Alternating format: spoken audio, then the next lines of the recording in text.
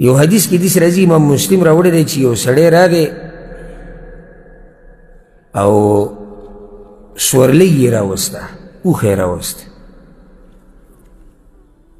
پیغمبر صلی الله علیه وسلم ورته ویل دا د څه دپاره وي هذه فی سبیل الله دا د الله په لار کې ده دا تاسو له در کوم دا د چا په لار کې شوه د الله په لار کې شوه دا دې په جهاد کې استعمالیږي دا دې د دین دپاره استعمالیږي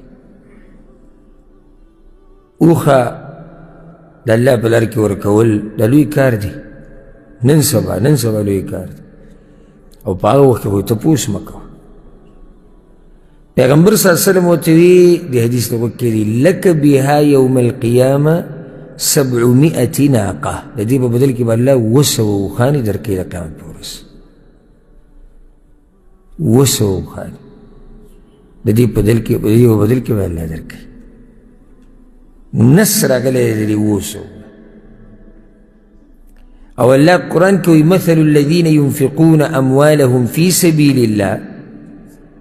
کم خلق چې د الله په لار کې مالونه لګوي د دوی د دې مال لګولو مثال دا دی واوره کمثل حبه یو دانه ده ته راواغسته ځمکه کې دې ښخه کړه انبتت 7 سنابل د هغې د لاسه یا د هغې نه اووه ګیره ووتو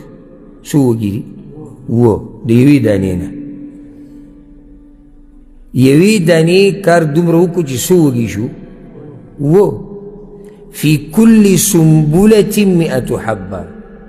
بیا په هر یو وږي کې څو دانې دي 100 دانې دي نو څو شوې 200 دا د یوې دانې برکت د یوې دانې نه خبره ورسېده څو دانو ته 200 ته والله یضاعف لمن یشاء الله د دې نه هم ډېروي